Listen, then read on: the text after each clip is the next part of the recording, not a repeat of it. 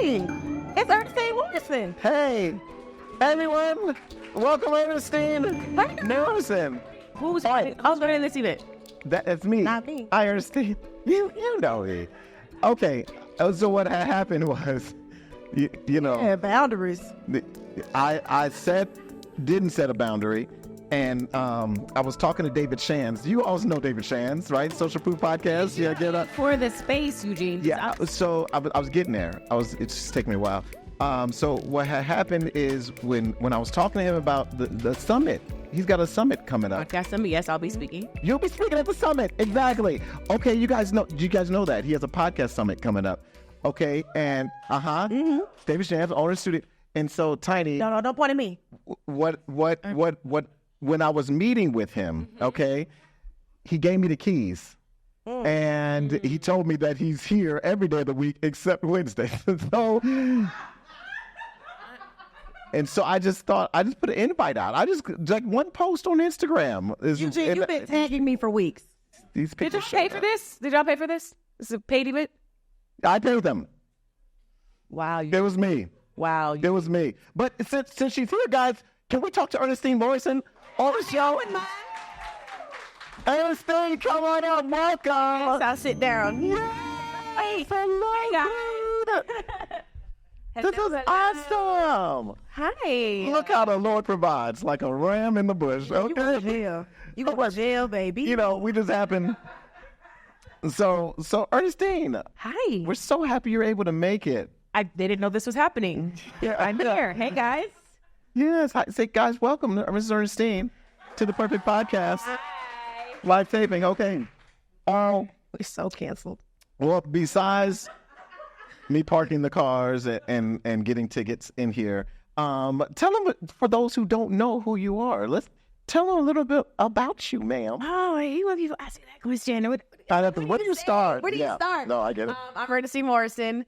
I am an actress, poet, producer, all sorts of things. I am one half of It's Negotiable podcast with Amber Ty. I am the founder of GreenLitATL with Eugene Bush here. Hey. Okay, no, GreenLit don't win. I am a producer in the Kountry Wayne skits online. I'm a mom. I'm a wife. And yeah, full-time actress, poet. Okay, y'all give it up for Mrs. Ernestine. Oh, man, she's amazing. That is a lot of hats you wear. It is. Mrs. Ernestine. And so you said you're an actress. I am an actress. Wow, that is amazing because I remember the first time I met her was like the fourth time I met her. What? Y'all know what I'm saying. Like, black women be shape-shifting. Okay, so I met her 4 different times before I realized, this is the same woman. Hilarious. Yes, you had changed your hair. Like hair. If I change my hair, I do look different. You look completely different. Yeah. So how many times do you get that as an actress? People are like, oh, you look so familiar. Yeah, all the time. It's like, you look familiar, but I don't. If I change my hair, it gives me a completely different look. Which has been like a con, because then people just never know you. They're like, where did you? I can't put my finger on. Yeah. So yeah, I changed my hair a lot. Okay. Does it happen with your husband too in bed? Like, do you? Eugene. Whoa. You are not like, okay, you done stole the space. First of all, and for one. I know her husband though. You don't, that ain't none of your business. That's my buddy. No, I'm just asking, do you shapeshift at home? That's my point. I don't need to know the details. But does he come home and be like, who are you? I'm not sleeping with you. He's in the audience. We can ask him. He's in the does he? Jay Morrison. Y'all give it up for Jay Morrison in the bed. He doesn't have a mind. I definitely change my hair at home as much as I change it in the public, for sure. Jay Morrison, if you could just yell loudly enough, has she ever come home and you didn't recognize her? Okay. All right. If that man answer that question, he'll be here today. Poor child. Wow. I mean, it is what it is. Okay. So you're an actress. How long you been acting? So I've been acting since I was 10, back in 97. My very first set ever was Seventh Heaven back in LA. I grew up in LA. So you're what, 62? Ooh, not you came for me? I am young and seasoned. Do you hear me? I'm young and seasoned. Are you going to give your age? I am proudly 37 years old. Okay, look at 37. Yeah. But you know. Yeah. But come on, Tiny. You really know. Like, know what? Black women coming in, looking 25 and be 89. Black don't Okay. unless you do it. No, I'm saying unless you do crack. Do black? Yeah, that is. That's what it is. That's when the black starts to crack. Yeah. Okay, see? Y'all thought I was off the chain. I ain't mentioned nothing about crack, okay? Yeah. Yeah, but speaking These of... babies in here, half of us are crack babies, so you know. Oh, wow. And so as an actress, you've been in some pretty high-profile things, right? Name some of the shows you've done. I've done Think Like a Man 2 with Kevin Hart. I am in an ABC show called The Day After Tomorrow. I'm recurring on Tyler Perry's Ruthless. What is stuff? Y'all can give it up for that. That was amazing. That was amazing. And then you also self-produce some things as well, right? Y'all know the motto, GreenLitATL, create, don't wait. We produce our own projects. We don't wait on anybody. We do feature films, web series, music videos. Nice. And do you ever put yourself in any of your projects? All of them. All of them. I'm not doing a project unless I'm in it. That's what you do. That's you create for yourself. That's the whole point. You create to put yourself in it and your friends. Yeah, for sure. Got it. All right. I need to create more stuff. I mean, it's looking like it. Well, We catch yeah. up to Ernestine because she got a resume. That's a resume, baby. Okay. That is a resume. You have a resume too. You have a resume too. Yeah, I've done a couple things. A thing or two. And don't tell her about Tom Cruise. Maybe you didn't shoot a movie in St. Thomas, you know. And that's what you did. To your movie, but you know, you've done things, G. She did. Yeah, thanks. I mean, we are on my podcast. That's gone. Hold on. I You stole the space. I was about to say. Space, but it's fine. I found a way to We went to space, though. I found a way to get a whole audience in here, right? So I'm grateful for that. I'm That not gonna worked. lie, you were very crafty, Eugene. Thank you. And you guys wait till my special guest, like she said. Y'all see it on the flyer.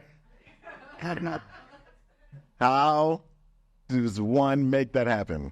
It's a miracle. I don't know. I yet to be surprise myself sometimes. Yeah. To be seen. Mhm. It's gonna happen. Watch. Okay. Watch Tiny's face Oh. when my guest comes out. Guaranteed it's gonna be amazing. Okay, so you've produced, and do you ever teach or kind of help others in other generations? Yeah, we have a scene study acting class, mostly for beginners at GreenLitATL. We've done some here at David's Spot, and yeah, coach, teach people how to get into acting, show people how to get agents, how to submit for agents. I manage some people and help get them auditions. Yeah. Well, all right. And that's the best part about being a creative and being so good at what you do is like you can reach back out and help other people. And I think that, people always say you're blessed to be a blessing. Yeah. And I think that's part of it. So I love that about you. Yeah, thank you. Yeah, and Greenlit's a big part of that too, because you've had Yeah. how many filmmakers you think you've had come through Greenlit? We've definitely had over 5 years, almost 6 years in. Can't do math. It's not your strong point. It's not my strong. Yeah. I'm like 5, 6. Yeah, I get it. 6, 8, Okay, about 100 thousands. We've had thousands of people come through Greenlit. Thousands of people we've employed through Greenlit, behind the camera, in front of the camera. When I say you and I both. Co-founder. Yeah, we've definitely made our mark here in the city the last 5 years. We have. So yeah, filmmakers come together. We've had directors come through. Yep. Writers, agents, cast and writers, directors. financiers. Financiers. A lot of alcoholics. Weed heads. They definitely are there. I think the biggest alcoholics that we've had at Greenlit is you, Eugene. Thank you. Because generally, midway through intermission, Eugene is in the back twerking, drunk somewhere. So the alcoholics are generally where you are. That's called energy distribution. Okay.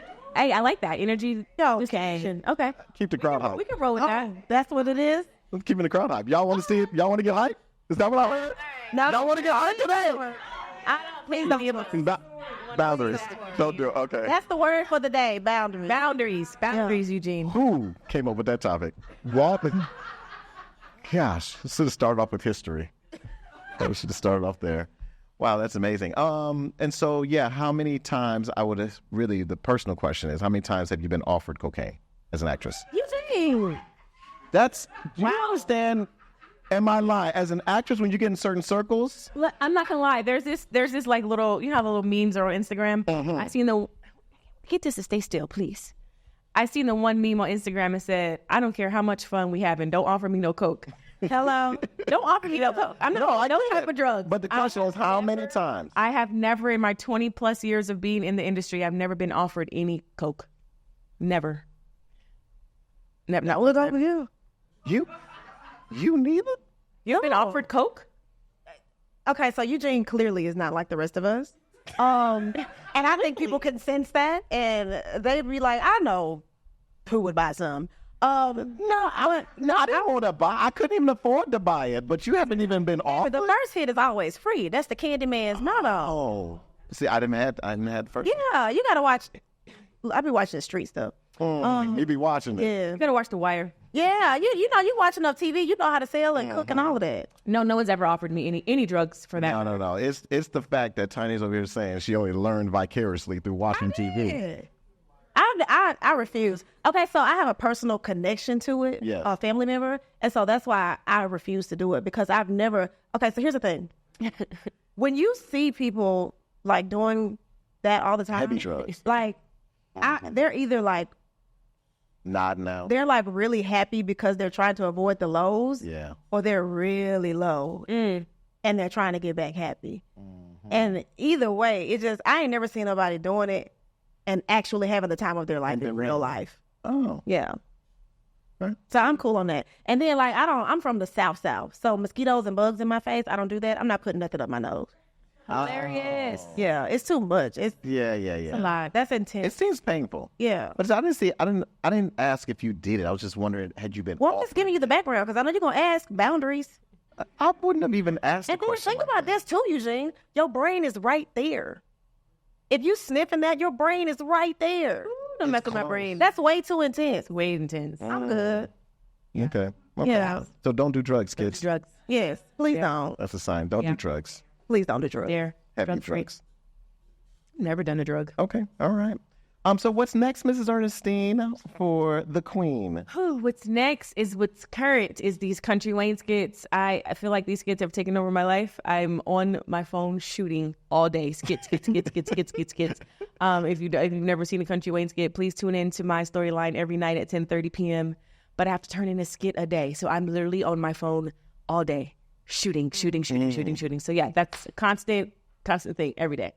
Well, see, and I would love you to get that tip because working with Kountry Wayne is Willie just went on some podcast talking about how much he was making. I think it's called Shay. Bob Shay. Yep. Yep. So he was talking about how much money he makes online. Yeah. And as an actress, I would think you have a unique perspective, right, with being a real seasoned, trained actress, but yet doing these skits online. Yeah. So what advice do you have for those people who are maybe struggling in that arena, balance between, do I do the stuff online to make money, or do I really just hone in on my art? You do both. I'm an actress who can do Shakespeare right now. I study, I do classes, workshops, all of that. I coach, I train, but I'm in these skits because I understand that you have to do both in this industry. The industry is changing. So if you're the traditional actor that's like, I don't do skits, or I don't do the internet, or I don't do TikTok, well, guess what? TikTok's not going anywhere. Instagram's not going anywhere. Facebook's not going anywhere. And actually, Hollywood is looking at the creators right now.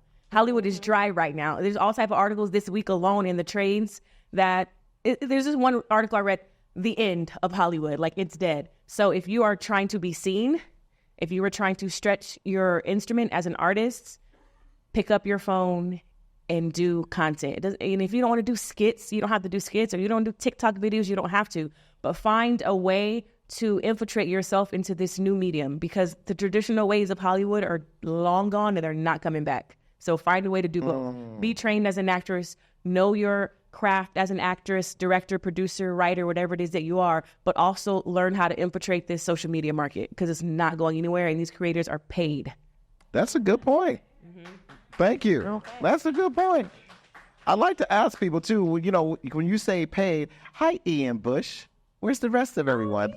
Y'all give it up to my children who just walked in. Hi, Ayana. Oh, the baby's blessed.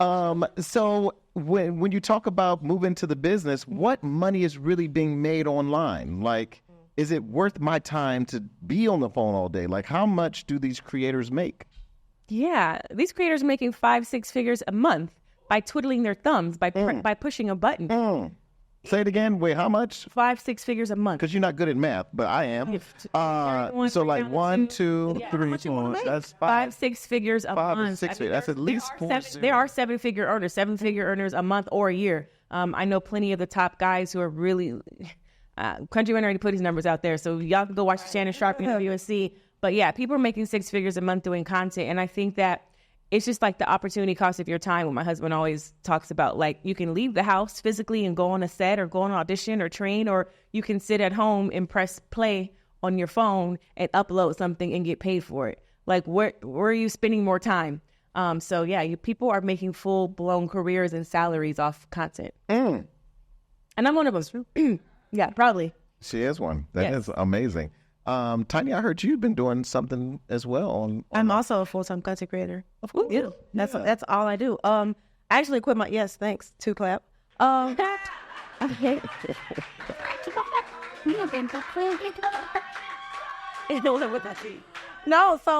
so I got started late because I was really confused, and David will tell you this. Like, I was so very confused in corporate America because I knew I was showing up to these jobs every day, and I know that I'm a hard worker.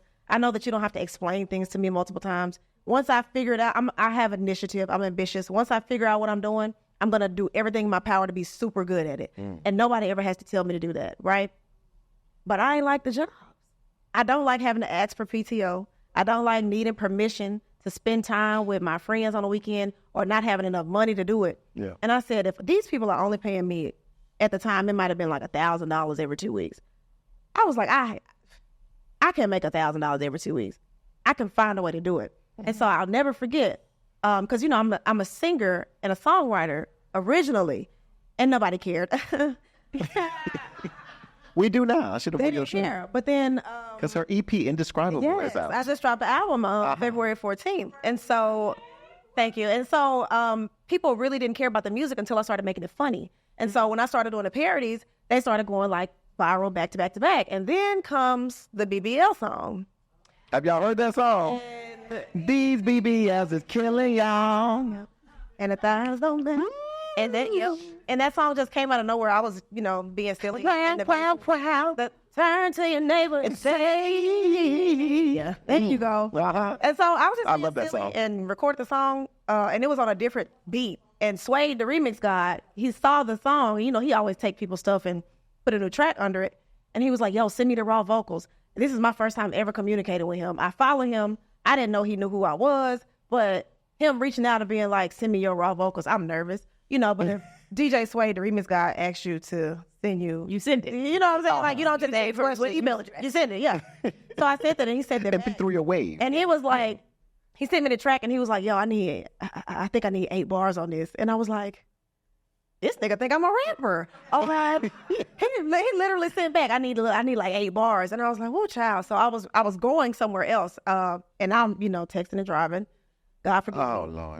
But I'm riding to where I'm going. That's worse than drinking and driving. And I'm just, I look like a bug. You better show me some love. When you see me online, I paid a good price. Slide in my DMs, boy, come holler at me. Gotta get acquainted with this new fatty. Before I knew it, the whole song was written.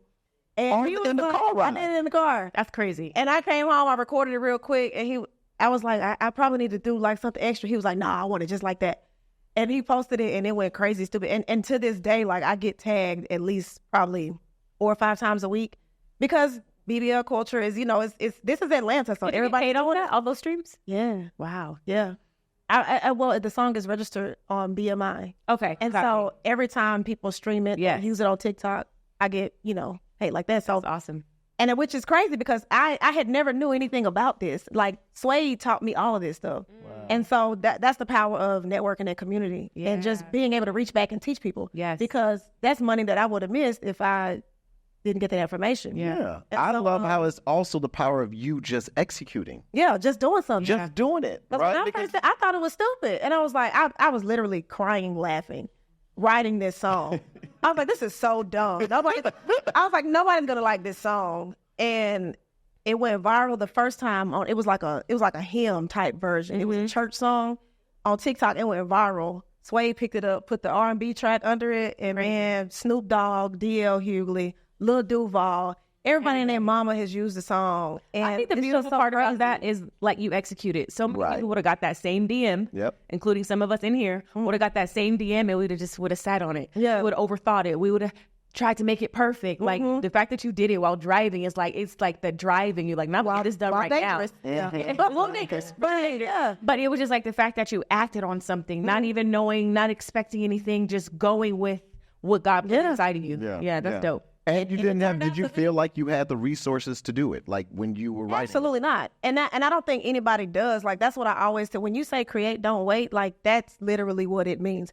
Everybody's like, oh, well, I want to get this $1,000 camera. Okay, but right now you got an iPhone 15 Pro. Make it work. Change the settings, tweak it a little bit, ask for help. Like you can get decent quality footage for social media. Nobody's saying that you need to write Spielberg level scripts. Just get started and figure it out along the way, because most of it is trial and error.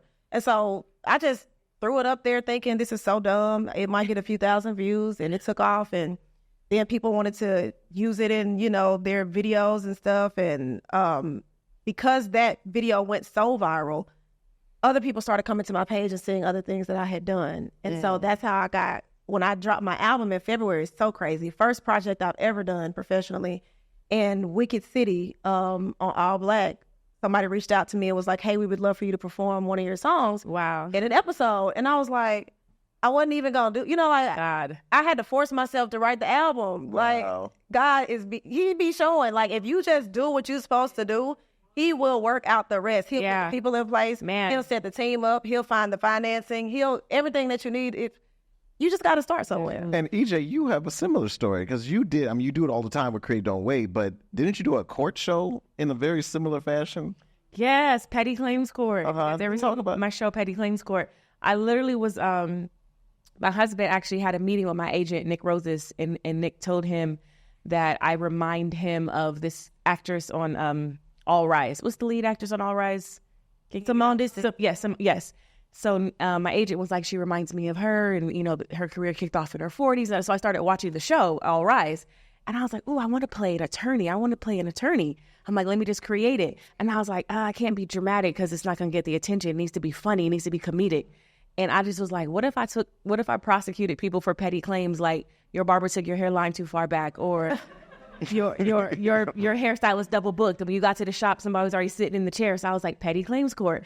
And literally within 2 weeks, I done cast it, called Eugene, called Chase Walker, found a court, didn't even know there was a court set in Atlanta. Just Googled court set Atlanta, boom, came right up, got everything booked and cast and written. Like, I literally came up with 8 episodes, called my guy, Barshay Laurie, to write the episodes out for me. And we did a show, and we have pitched this show everywhere as a sitcom. And we've got some great meetings coming out of it, and Create Don't Wait.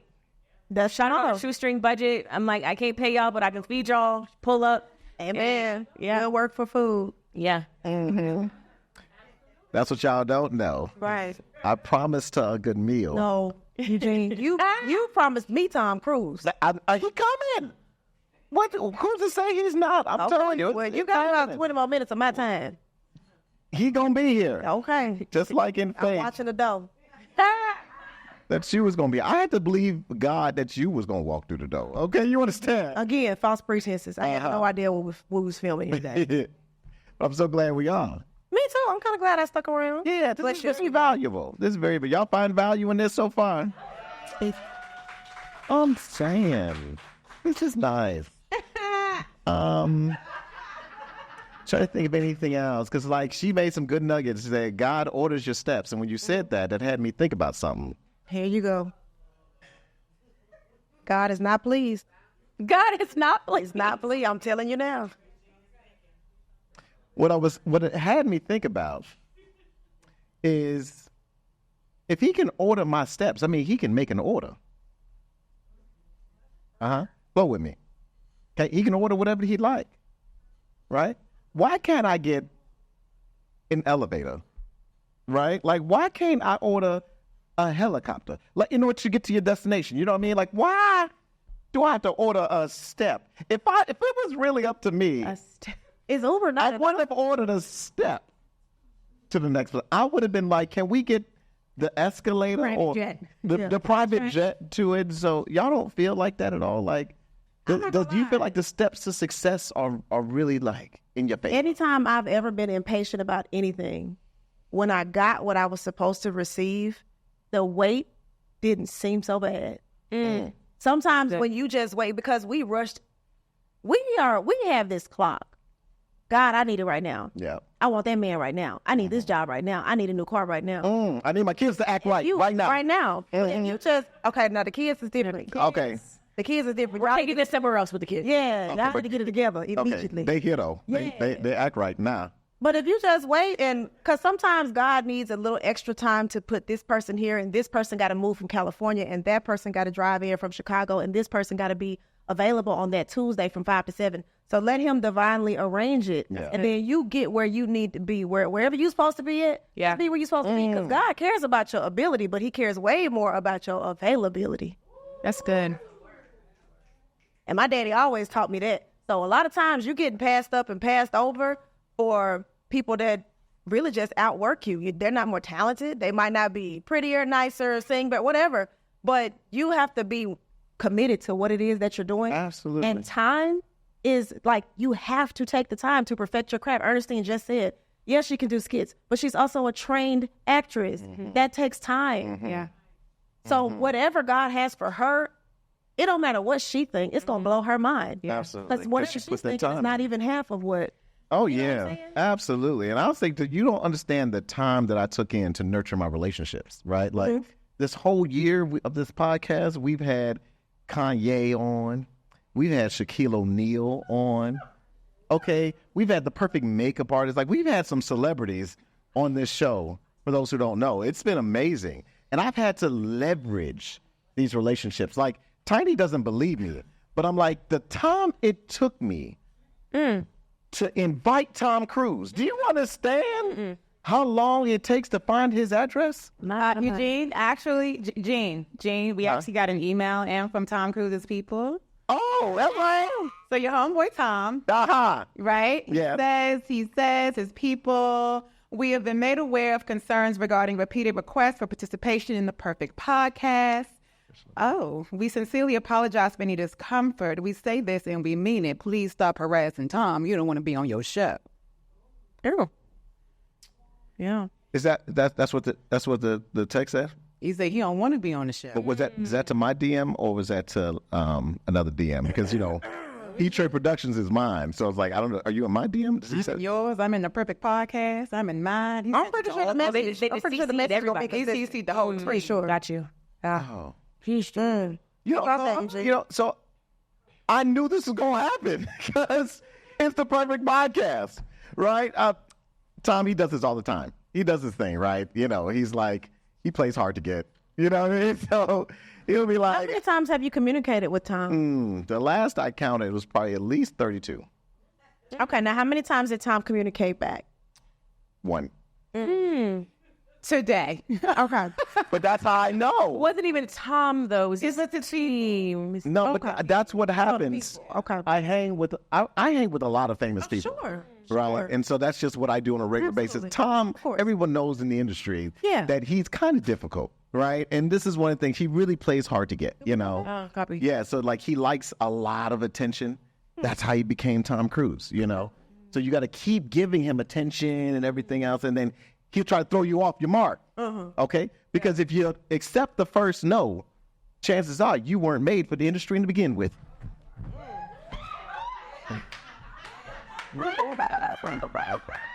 Hello, this thing on? Oh, I said something, Tiny. I don't. Please don't put me in your mess. I don't think that's what that means. If you accept the first no, chances are Meant for the industry. you're probably not meant for the industry in the first place. Now, I really want to insert a Diddy joke here, but I know my parents are watching. The parents will get you every time. That's good parenting right there. Every time. That's good parenting. Yeah, my children don't do that. Do they stalk celebrities? No, they'll just be like, we gonna, post this content, and I'm like, I don't know if I like it.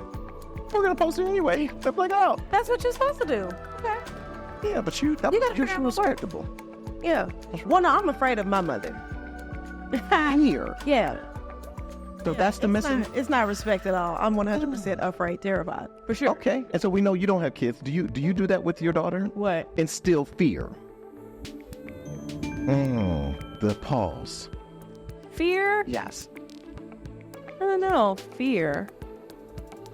Maybe not. I think you should. She's 3. Should. So cute. She is so cute.